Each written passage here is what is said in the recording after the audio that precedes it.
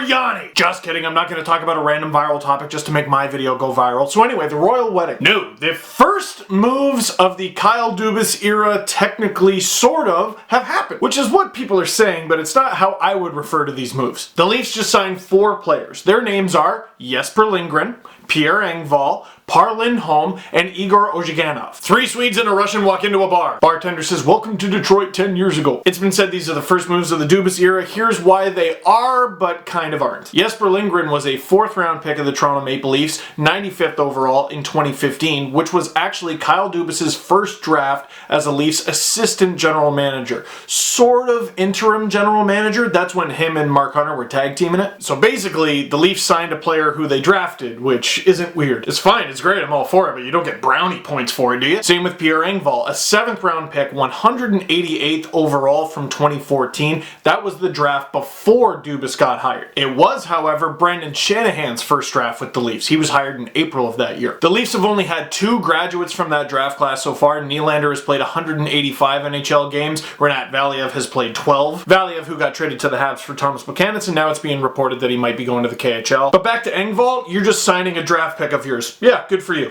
Lindholm is interesting because, yeah, he's a free agent. 26 years of age. He'll be 27 October 5th. But I thought that was a thing already. Like when they announced the Leafs have signed Lindholm, I'm like, yeah, I know. Apparently it wasn't official until yesterday. And the other player is Igor Ozhiganov. He's a defender out of Russia. He'll be 26 on October 13th. But he's been linked to the Leafs since at least last fall. As written by the Athletic's Jonas Siegel, by November he was telling the Leafs that if he was ever going to leave the KHL for North America, it would be to Toronto and only Toronto. So, out of the 4 players signed, we have a pre-Dubas draft pick, a 2015 Dubas draft pick, but he wasn't officially the general manager, a Swedish free agent who it sounded like the Leafs were going to sign before he was named GM, and a Russian free agent who it sounded like the Leafs were going to sign before Dubas became a GM. Yeah, he signed the deal, literally, but this was a team effort. So, what'd the Leafs get? Jesper Lindgren's a funny one because on the most recent prospect pyramid that I did months and months ago, I said, I don't know enough about him. Truth is, I still don't. But last year he played in Sweden, this year he played in Finland, so I decided to ask Twitter. This from Linus Fryman, hopefully I didn't butcher your name too bad.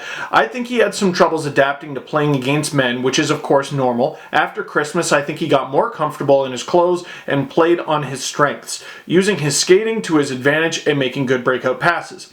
Not that good that you can call him offensive, but someone that you can trust. A player I can see similarities is OEL.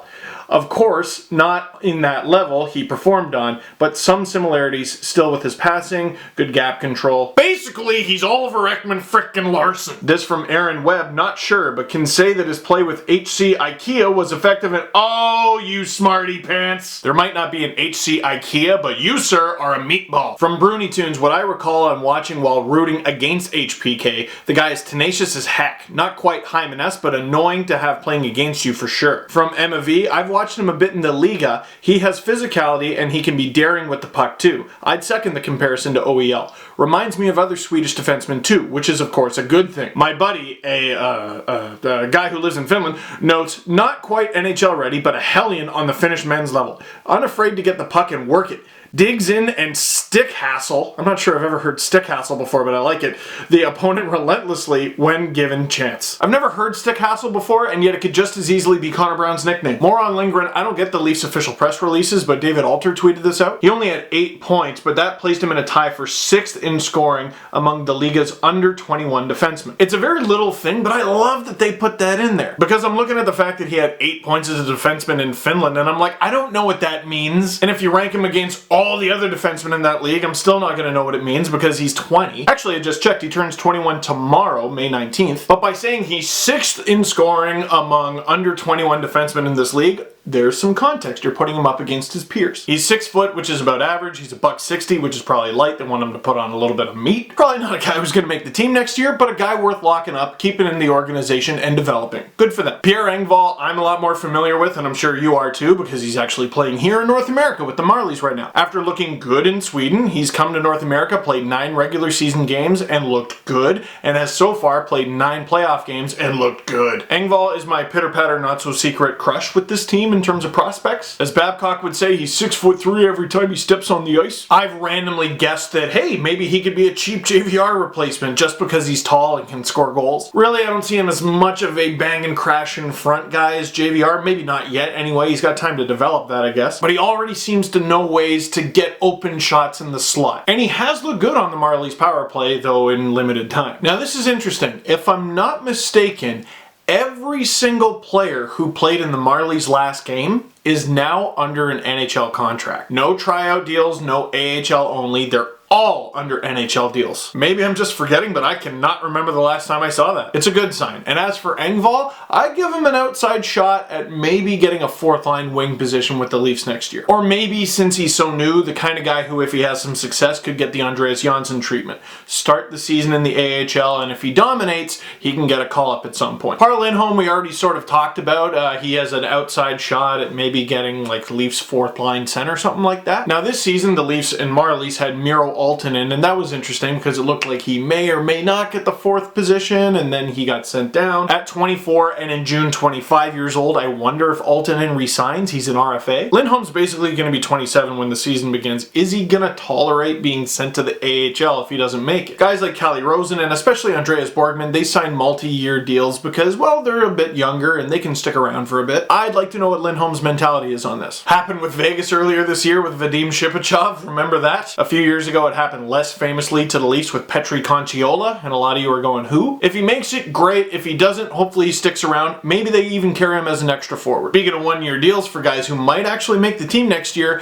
Igor Ozhiganov, also a 1-year deal. I've seen a lot of people going, well, what if he doesn't make it? Well, who cares? If he wants to go, he can. But I mean, he's trying to be a right-handed D on the Leafs, so he's got a pretty good shot. But Ozhiganov's story is a little more complicated than Lindholm's. But we heard about him a long time back. Oh, Ozhiganov said he's only going to sign with the Leafs, which is exciting. After all, he was a KHL All-Star last year. He had 8 goals, 14 assists, and 22 points in 50 games on CSKA Moscow in 2016-17. It's harder to score there. That's good. But this year, 2 goals, 7 assists, 9 points in 42 games. What? Basically, his team, CSKA Moscow, was stupid good. 4 KHL teams had over 100 points this season. Akbar's Kazan had 100. Jokerit had 103. CSKA Moscow had 124. And if you think that's impressive, you'll have SKA St. Petersburg's 138. Akbar's Kazan beat CSKA Moscow in the Gagarin Cup final in 5 games. But CSKA used 35 players this season. 14 of them played defense. And I'm even looking down at the names, like a lot of these are names I recognize from when I was doing KHL highlights. These guys have been good KHL players for a while. I'm seeing Matt Robinson, Nikita Nestorov, Bogdan Kiselevich, Alexei Marchenko, who you might recognize, former Leaf castoff. I was trying to find the clip and I couldn't, but I'm almost positive Chris Johnston came on the podcast at some point. He's been on the podcast so many times, maybe that's why I couldn't find the clip.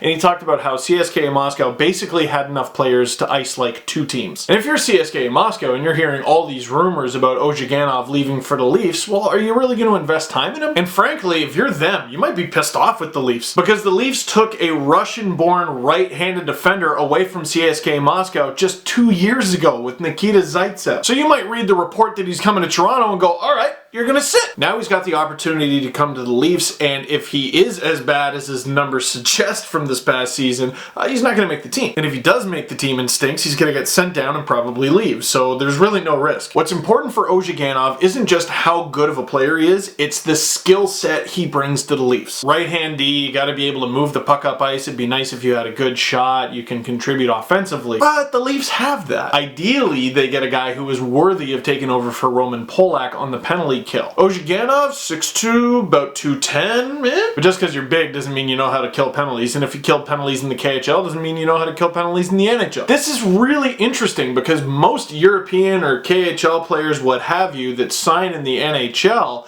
have really good seasons coming into their first North American one. This past season for Ozhiganov has been a wet fart. Hopefully he can come to the Leafs and be a positive difference maker. Also hopefully, and I haven't seen this reported anywhere, his cap hit is not too high. So look, Quality over quantity, for sure. But when it comes to running a hockey team, you want quantity as well. The Leafs sign a winger who can score. You already got a lot of those. Great, add another one. Add 2 new right-handed defensemen. You don't know if they're going to be any good, but you got them. And you could always use another center. Quality over quantity, but quantity's good too. For me, these aren't Dubas's first moves. So much of the foundation for these moves was laid before he became GM, although some of that foundation laying may have been done by him. I think his first move might be a little more flashy than this, but I don't know. We'll see. So that is it for this one. Thank you very much for watching. Click like if you like this video. Click subscribe. If you really liked it, tell all your friends.